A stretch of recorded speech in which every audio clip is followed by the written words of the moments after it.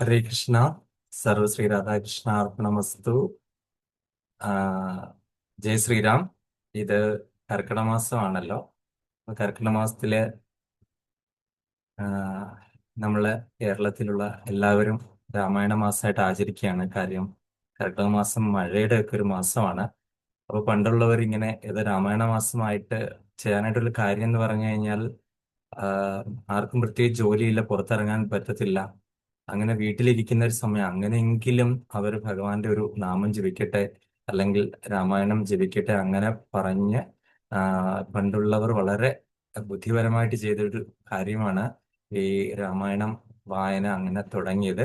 കാര്യം നമുക്കറിയാം, ശ്രീരാമനവമി വരുന്നത് രാമന്റെ ആ ഒരു ജന്മം എന്ന് പറയുന്നത് ആ, ജനന ദിവസമൊക്കെ വേറെ മാസങ്ങളിലാണ് വരുന്നതെങ്കിലും കേരളത്തിലുള്ള, പ്രത്യേകിച്ച് കേരളത്തില് ഉള്ള ആൾക്കാർക്ക് ഈ നാമജപം വളരെ കുറവാണ്.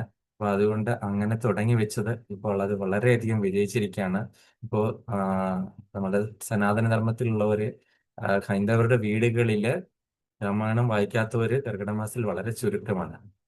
അപ്പൊ നമുക്ക് ആ രാമായണത്തിന്റെ ആദ്യത്തെ അത് മാത്രം ഒന്ന് നോക്കാം. ഹരി ശ്രീ ഗണപതേ നമ വിഘ്നമസ്തു. ശ്രീരാമ രാമ രാമ ശ്രീരാമചന്ദ്രാജയ ശ്രീരാമ രാമ രാമ ശ്രീരാമഭദ്രാജയ ശ്രീരാമ രാമ രാമ സീതാഭിരാമ രാമ ശ്രീരാമ രാമ രാമ ലോകാഭിരാമ ജയ ശ്രീരാമ രാമ രാമ രാവണാന്തക രാമ ശ്രീരാമ മമ ഹൃദി രമതാം രാമ രാമ ശ്രീരാഘവാത്മാ രാമ ശ്രീരാമ രമാപദേ ശ്രീരാമ രമണീയ വിഗ്രഹ നമോസ്തുതേ. നാരായണായ നമോ നാരായണായ നമോ നാരായണായ നമ നാരായണായ നമ. ശ്രീരാമനാമം പാടി വന്ന പൈങ്കിളി പെണ്ണേ, ശ്രീരാമചരിതം നീ ചൊല്ലിയിടുമടിയാതെ ശാരിക പൈതൽ താനും വന്ദിച്ചു വന്ദ്യന്മാരെ ശ്രീരാമസ്മൃതിയോടെ പറഞ്ഞു തുടങ്ങിനാൾ. അങ്ങനെ അങ്ങ് തുടങ്ങുവാണ്. ഞാൻ ഇപ്പോൾ വായിച്ചത് തുഞ്ചത്ത് രാമാനുജൻ എഴുത്തച്ഛന്റെ ആധ്യാത്മരാമായണം. അധ്യാത്മരാമായണം കിളിപ്പാട്ടിൽ നിന്നാണ് പറഞ്ഞത്. ഇനി നമുക്കെല്ലാം അറിയാവുന്ന ഒരു ആ, ഏകശ്ലോകി രാമായണം ഉണ്ട്. അപ്പൊ അതുകൂടെ കൂടി ഒന്ന് നമുക്ക് പറയാം. അതായത് ഒറ്റ ഒരു ശ്ലോകത്തിൽ തന്നെ രാമായണത്തിന്റെ മുഴുവൻ കാര്യങ്ങളും പറഞ്ഞ് ഉള്ളത്. അത് നിത്യേന നമുക്കത് കാണാതെ പഠിച്ചിട്ട് ജപിക്കാവുന്നതാണ്. രാമായണം വായിക്കാനായിട്ട് എല്ലാ ദിവസവും സാധിക്കാത്തവര് അറ്റ്ലീസ്റ്റ് ഈ ഒരു ശ്ലോകമെങ്കിലും പഠിച്ച് ജപിക്കാനായിട്ട് ശ്രമിക്കണം. പൂർവം രാമതപോവനാദിഗമനം ഹത്വാ മൃഗം കാഞ്ചനം വൈദേഹീകരണം ജടായുമരണം സുഗ്രീവ സംഭാഷണം ബാലീ നിഗ്രഹണം സമുദ്രതരണം ലങ്കാപുരീമർദ്ദനം പശ്ചാത് രാവണ കുംഭകർണ നിധനം ഏതദ്ധി രാമായണം. അപ്പൊ ഇതാണ് ഏകശ്ലോകി രാമായണം.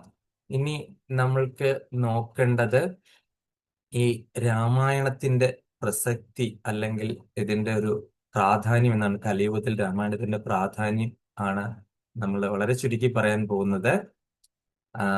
നമ്മള് ഭഗവത്ഗീതയിൽ 4.7 നമ്മൾ കണ്ടിട്ടുണ്ട്. യഥാ യഥാ ഹി ധർമ്മസ്യ ഗ്ലാനിർഭവതി ഭാരത അഭ്യുത്ഥാനം അധർമ്മസ്യ തദാത്മാന സൃജാമ്യഹം എന്ന് പറയുന്നുണ്ട് ഭഗവാൻ, അല്ലേ?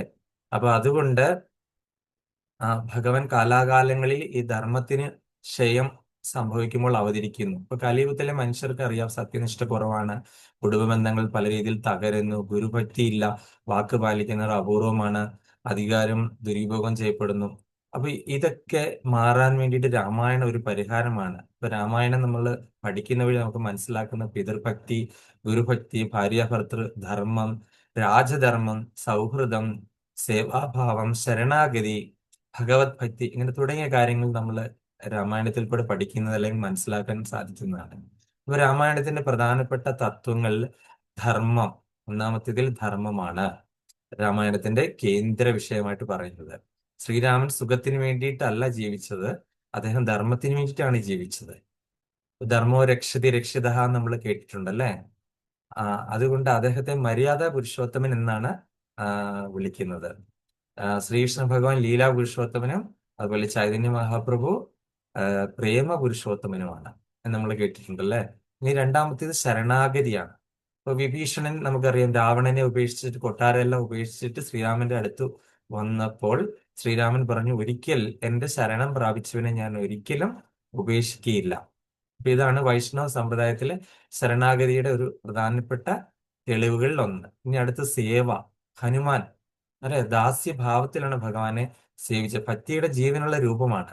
അപ്പൊ അദ്ദേഹത്തിന് ഒരിക്കലും അദ്ദേഹത്തിന് മോക്ഷം വേണ്ട, സ്വർഗം വേണ്ട, രാമസേവ മാത്രം മതി. അടുത്ത നാലാമത്തെ ഭക്തി. ഭക്തിയുടെ ഒരുപാട് ദൃഷ്ടാന്തം അവിടെയുണ്ട്. അത് ശബരിയാണ് നമുക്ക് പ്രധാനപ്പെട്ടായിട്ട് നമുക്ക് കാണാവുന്നത്. അപ്പൊ ഒരു സാമൂഹ്യമായ സ്ഥാനം, ജാതി ഇതൊന്നും അല്ല പ്രധാനം. ഭക്തിയാണ് ഭഗവാൻ നോക്കുന്നത് അല്ലെ. ശബരിമാതാവ് ആ കടിച്ചിട്ട് കൊടുത്ത ആ ഒരു ആ, ഫലം പോലും ഭഗവാൻ അമൃത തുല്യമായിട്ട് അത് ഭക്ഷിച്ചു എന്ന് നമ്മൾ കാണാൻ സാധിച്ചു. പിന്നെ അടുത്തത് സത്സംഗം, അഞ്ചാമത്തേത്. അത് സുഗ്രീവൻ, ഹനുമാൻ, വിഭീഷണൻ എല്ലാവരും ആ സത്സംഗം കൊണ്ടാണ് രക്ഷപ്പെട്ടത്.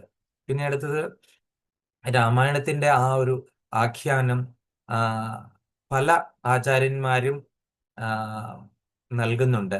അപ്പം ഈ ഒരു രാമായണത്തെ നമ്മൾ താരതമ്യപ്പെടുത്തി ഓരോ കഥാപാത്രത്തെയും നമ്മൾ ഇങ്ങനെ ഉപമിക്കുന്നുണ്ട്. ശ്രീരാമചന്ദ്രൻ പരമാത്മാവ്, സീതാദേവി ജീവാത്മാവ്, പിന്നെ രാവണൻ എന്തിനെ സൂചിപ്പിക്കുന്നു? അഹങ്കാരത്തെയും ഇന്ദ്രിയാസക്തിയെ സൂചിപ്പിക്കുന്നു. ലങ്ക ഭൗതിക ലോകത്തെ സൂചിപ്പിക്കുന്നു.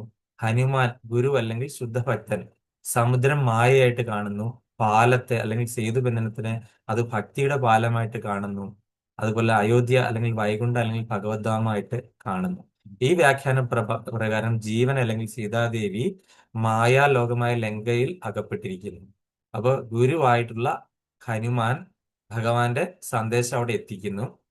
അപ്പൊ ഗുരുവാണ് ഭഗവാനിലേക്കുള്ള മാർഗം അല്ലെ. അങ്ങനെ ഭക്തിയാകുന്ന സേതു ബന്ധിച്ചിട്ട് ഭഗവാനെ പ്രാപിക്കുന്നു എന്നുള്ള വളരെ പ്രധാനപ്പെട്ട ഒരു തത്വം നമുക്ക് ഓരോ കഥാപാത്രത്തിൽ നിന്നുകൂടെ നമുക്ക് മനസ്സിലാക്കാം. നിലവിലുള്ള പ്രധാനപ്പെട്ട രാമായണങ്ങൾ ഏതൊക്കെയാണെന്ന് നോക്കാം. വാൽമീകി രാമായണമാണ് ഏറ്റവും പ്രാചീനവും ആധികാരികമായിട്ടുള്ളത്. 7 കാണ്ഡങ്ങൾ, ഏകദേശം 24,000 ശ്ലോകങ്ങളുണ്ട്. അതിന് ആദ്യ കാവ്യം എന്നറിയപ്പെടുന്നു. രണ്ടാമത്തേത് നമ്മൾ ബ്രഹ്മാണ്ഡ പുരാണത്തിൽ നിന്ന് എടുത്തിട്ടുള്ള ആധ്യാത്മ രാമായണം. അതിൽ 4200 ശ്ലോകങ്ങളാണുള്ളത്. അതിൽ അദ്വൈതപരമായിട്ടുള്ള ആത്മീയ വ്യാഖ്യാനമാണുള്ളത്. അതിൽ നിന്നാണ് കേരളത്തിൽ നമ്മൾ പ്രചാരമുള്ള തുഞ്ചത്ത് രാമാനുജൻ എഴുത്തതിന്റെ ആധ്യാത്മ രാമായണം കിളിപ്പാട്ട് വന്നത്. പിന്നെ ആനന്ദ രാമായണമുണ്ട്, 12,000 ശ്ലോകങ്ങൾ. വാൽമീകിയിൽ രാമായണത്തിൽ ഇല്ലാത്ത പല സംഭവങ്ങൾ അതിൽ ഉൾക്കൊള്ളുന്നു. പിന്നെ തുളസിദാസിന്റെ രാമചരിത മാനസം 10,000-ൽ പല ശ്ലോകങ്ങള്, ദോഹകളുണ്ട്. ഉത്തരേന്ത്യയിലെ ജനങ്ങൾക്ക് ഏറ്റവും കൂടുതൽ പ്രിയം ഭക്തിക്ക് പ്രാധാന്യം നൽകുന്ന ഈ രാമായണമാണ്. പിന്നെ അടുത്തത് കമ്പരാമായണം.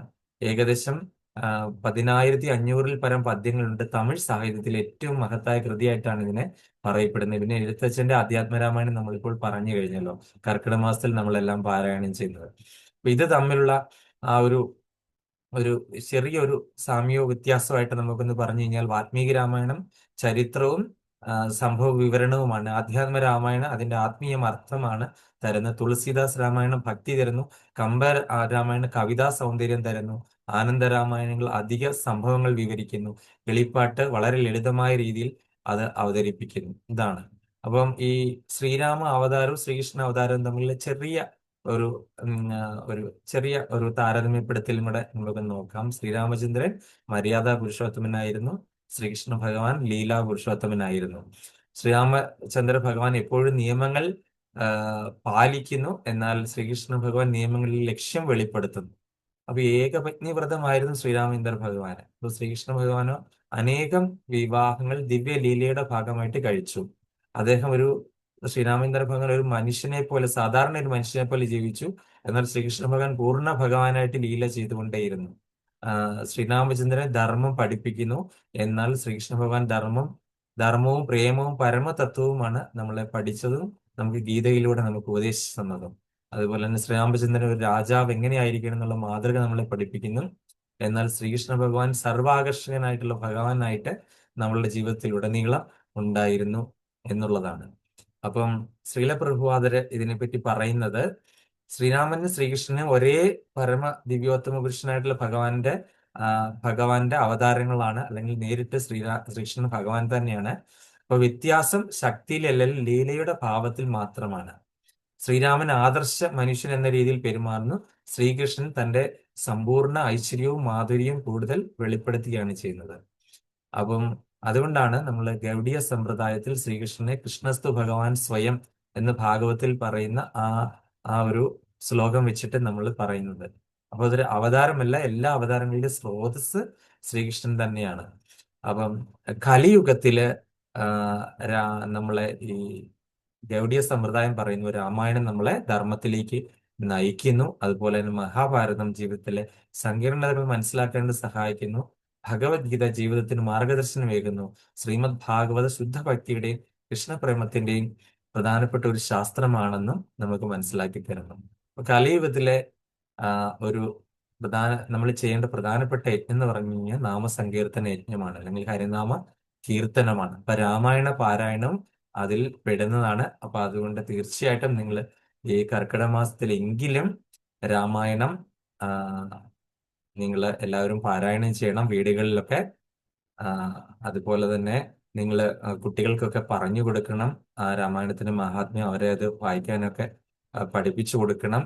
ആ, എല്ലായ്പ്പോഴും വായിക്കാൻ പറ്റുന്നതാണ്. ഇപ്പം അല്ല, അറ്റ്ലീസ്റ്റ് കർക്കിടക മാസത്തിലെങ്കിലും അത് വായിച്ച് നമ്മളത് ആചരിക്കാൻ ശ്രമിക്കുക. സാധാരണ വായിച്ചു വിടുകയല്ല ചെയ്യുന്ന രാമായണ തത്വങ്ങൾ നമ്മൾ ആചരിച്ച് നമ്മളുടെ ജീവിതത്തിൽ ആ, അത് ഉൾക്കൊണ്ട് ആ, നട അത് നടപ്പിലാക്കിയാണ് വേണ്ടത്. അപ്പൊ എല്ലാവർക്കും ഭഗവാൻ ശ്രീരാമചന്ദ്രൻ ഭഗവാന്റെയും ഹനുമാൻ സ്വാമിയുടെ സീതാദേവിയുടെയും എല്ലാവരുടെയും കൃപാകടാക്ഷങ്ങൾ ഉണ്ടാകട്ടെ. ഓം ശ്രീ സീതാ ലക്ഷ്മണ ഭരത ശത്രുഘ്ന ഹനുമസമേത ശ്രീരാമചന്ദ്ര പരമാത്മനെ നമ. ഹരി ഓം തത്സത്. ഹരേ കൃഷ്ണ. ജയ് ശ്രീരാം.